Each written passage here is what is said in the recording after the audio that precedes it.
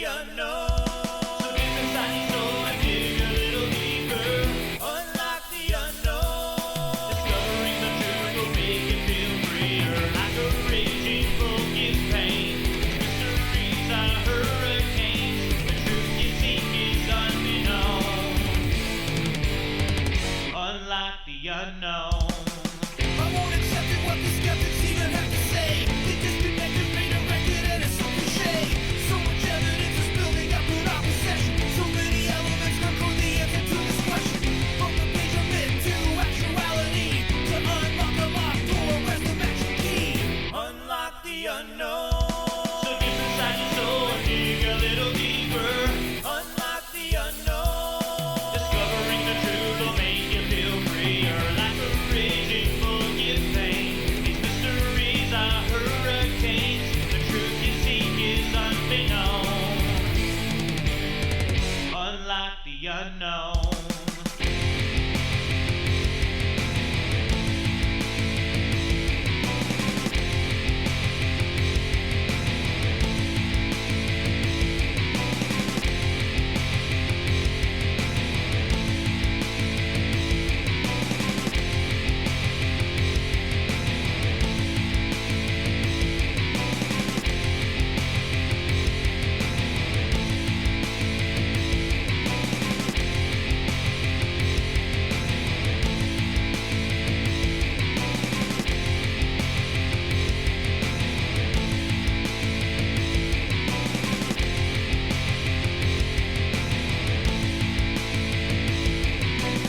Welcome back to Squatch Ranger Files, episode 50.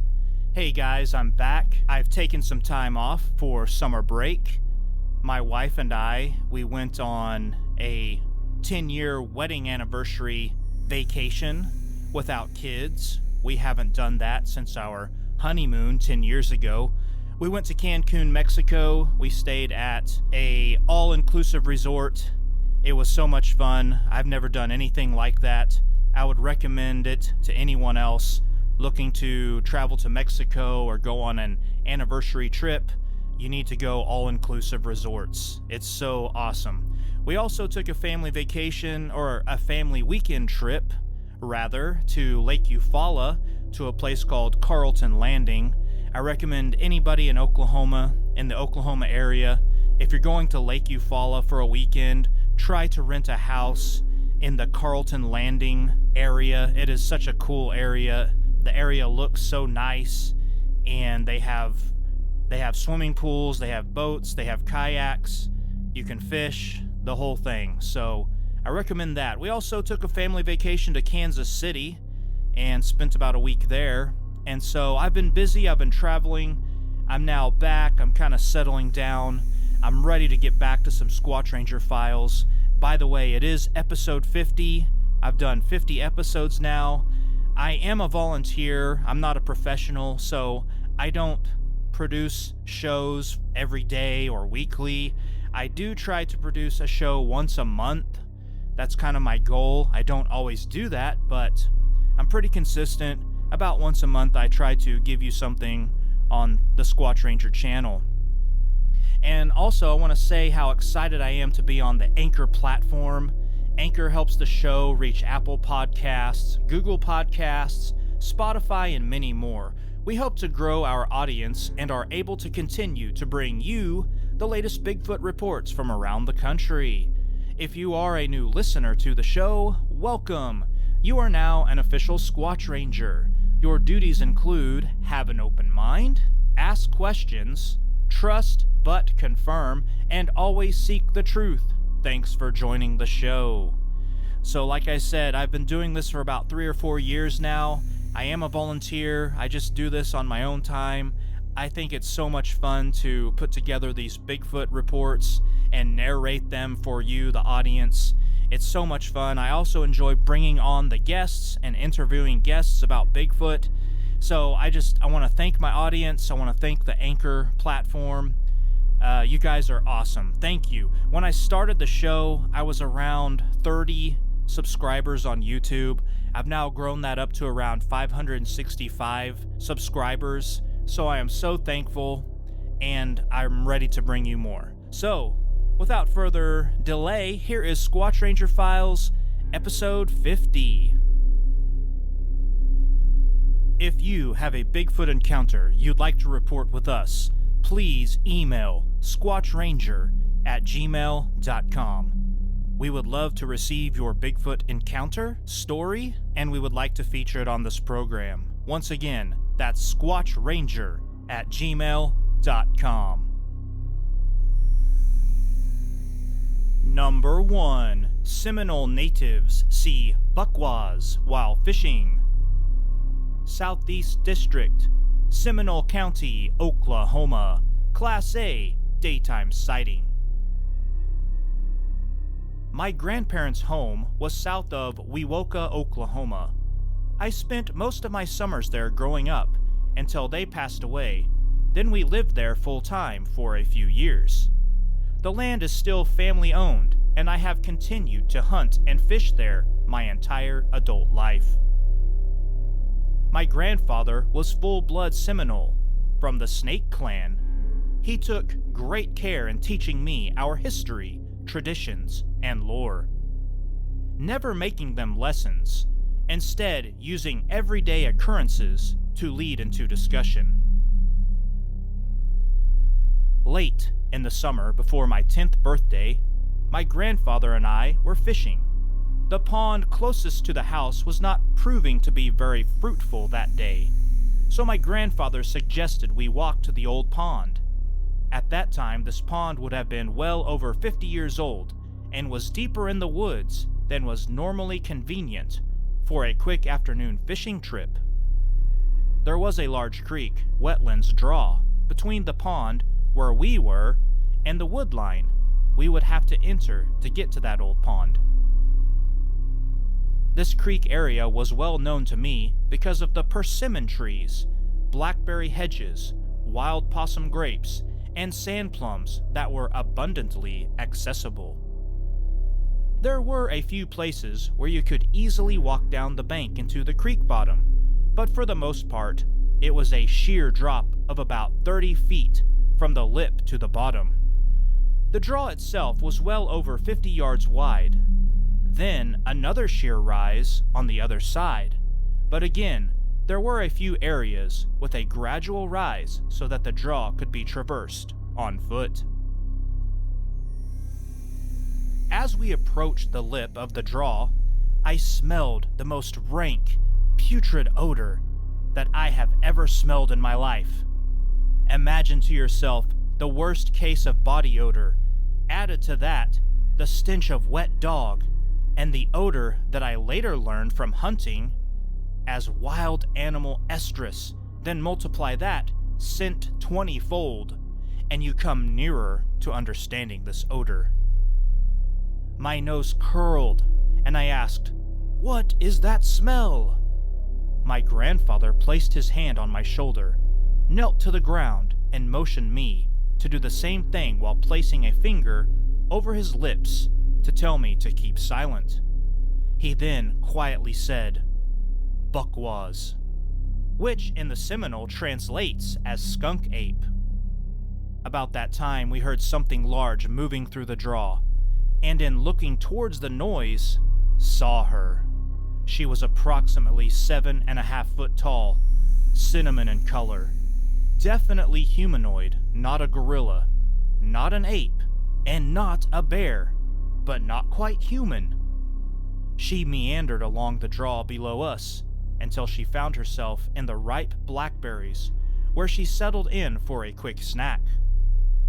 I don't know whether she heard us or saw us, but she definitely became aware of our presence and looked directly at us. We were above her by about 30 feet and approximately 60 feet away. She didn't act as if she was scared, and she did not immediately move on. She looked at us a few other times while she continued to snack on blackberries. Her eyes were probably the most human characteristic of her face. They seemed to have intelligence behind them. When she had her fill, she moved to the other embankment, and with only a few steps, she had scaled the sheer 30-foot embankment. her line of travel would have taken her to the old pond where we were intending on going. Needless to say, our afternoon fishing trip was postponed, and we returned to the house. A little over 2 years later, in the autumn that I turned 12, I was fishing the old pond one Saturday afternoon. My wire basket was already full of crappie, and I was out of minnows. Being 12 and knowing that chores awaited me at home if I returned from my fishing adventure earlier than expected, I settled into a little daydreaming and watching clouds flutter by. With my back against an elm tree that provided shade over my favorite fishing spot, an elm tree that had most likely supported my father's back for many years before me, and my grandfather's for many years before him, on lazy Saturday afternoons. Sometime during my daydreaming, I noticed that the normal white noise of insect buzz, bird song, and squirrel chatter had completely gone silent. I heard something coming down the game trail on the opposite side of the pond, and knowing that the section line was not too far in that direction, I was expecting to see trespassers sneaking in to do a little fishing. What came down the game trail was definitely not what I expected. He was close to 10 foot tall, and at least 4 feet across at the shoulders, a brownish charcoal in color. There was no odor to him, like there had been with the female. He came out of the woods, stepped to the bank, all the while surveying the surroundings. I can only assume that either my position against the tree gave me some camouflage, or that he did see me and didn't feel threatened at all, because when he got to the bank of the pond, he simply knelt and drank until he was full. He stood, turned, and returned in the same direction that he had came in on. I have fished that pond and hunted those woods for the last 40 plus years since those two incidences. I have found their tracks and sign as well as heard them near me. In the Seminole, buckwaz translates as skunk ape, but I prefer the greater, more reverent title for the creature, that of Esti Kapkati, which means old man o' the woods. If you believe me, that's fine. If you don't, that's fine as well. Number 2. Teens see creature cross Highway 72 on road trip. 1987. Colfax County, New Mexico. Class A, nighttime sighting. I lived in Amarillo, Texas, and was 16 years old. 3 of my friends and I were trying to camp on my best friend's grandparents' land north of Amarillo. Storms came in, so, like idiots, we decided, hey, since we can't camp here, let's drive to Colorado. Of course, we didn't tell our parents we were doing it, LOL. So, we drove to Trinidad, Colorado, and paid to stay at a KOA campground. Again, being idiotic teenagers, we were loud and got kicked out. So we just started driving home. I had been that way many times camping with my family, so I was confident I knew the way home. My best friend, Jay, was driving. I was in the passenger seat, and the 2 other guys fell asleep. Well, in Raton, New Mexico, I gave him the wrong directions, and had him turn east on Highway 72, which is mountainous, instead of on 87, which isn't mountainous. We were driving for maybe 25 minutes up in the mountains, when suddenly, at the very outer edge of the headlights, something huge, brown to black, and shaggy ran across the road upright, right to left. Jay nor I said anything for a mile or so, until I said, "Did you see something run across the road back there?" Jay said, "I was hoping you wouldn't say anything, because I didn't want you to think I was crazy." Here's the thing. This was 3:30 to 4 a.m., with no towns or even houses around, so there really couldn't be anyone around to prank us. Whatever ran in front of us ran upright, like a person, but it wasn't a person. It took maybe 3 steps to make it across the road and disappeared into the trees. I don't know what we saw, but it wasn't a bear. I've seen lots of bears in the wild, and this wasn't one. Number 3. Woman sees camouflaged Bigfoot from vehicle. 2020. Pender County, North Carolina. Class A, nighttime sighting. This is my first and only visual experience that happened this past November 2020. I am looking for answers and advice as to whether this was Bigfoot or possibly something through the military. I live on the southeast coast of North Carolina. I had just dropped my 5-month-old grandson off with his dad and was heading home along a back road that runs through farmland, swamps, and lots of forest. It was just getting dark, and as I rounded a curve, my headlights were hitting the woods along the roadside. I saw something big move.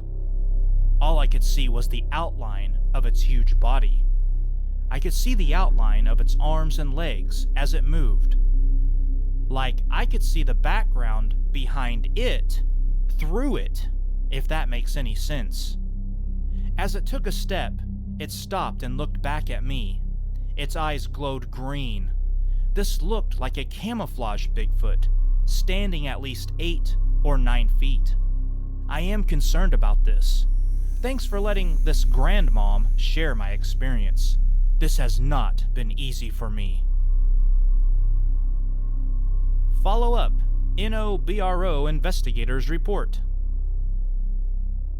This sighting occurred in the southeast portion of North Carolina. The witness describes being able to see through the creature and also still be able to see the background behind the creature. Many other Bigfoot reports describe the same type of ability, which has been termed cloaking. The ability for a Bigfoot to cloak is not completely accepted by everyone in the Bigfoot community. There are supporters out there that back this concept, and once again, there are eyewitness reports who state they have seen a Bigfoot go in and out of the cloaking state. Some supporters compare cloaking to the Hollywood movie Predator, starring Arnold Schwarzenegger. In this movie, there are several scenes showing the predator camouflaging in the jungle, becoming nearly invisible. If Bigfoot are able to go in and out of a cloaking state, this would give them a tremendous advantage in the woods for hunting, evading humans, and discovery. Even with the numerous reports and eyewitness accounts of seeing a Bigfoot-like creature going in and out of the cloaking state, there is still no scientific evidence to fully support this idea, thus resulting in the side for skepticism of cloaking. Nevertheless, this specific Bigfoot report could result as a tiny piece to help build the case for cloaking evidence in the future. This report is also close to the Holly Shelter Game Land, a public woodlands and wetlands on 75,000 acres with areas for hiking, birdwatching, and hunting.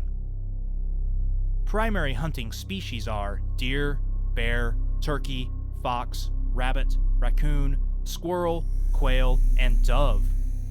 With all this game in the area and so much wooded acreage for cover, a Bigfoot-like creature could easily hide with enough food and water to survive. This case is now closed.